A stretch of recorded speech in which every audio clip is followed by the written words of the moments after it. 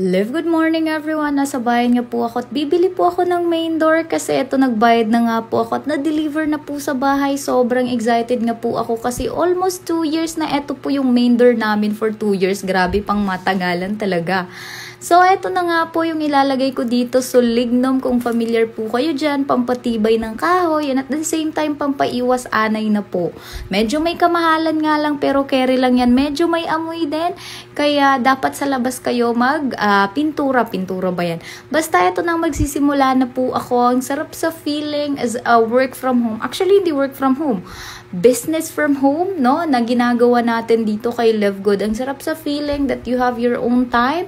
Syempre, dito in my 2 years mahigit sa negosyo na to, pakonti-konti nating naipupundar at natatapos yung bahay na sinimulan natin 2 years ago dito kay Live Good. Alam mo kung bakit? Wala pong instant yaman, instant asenso sa kahit anong negosyong papasukan mo sa online. Hanap ka lang po ng legit company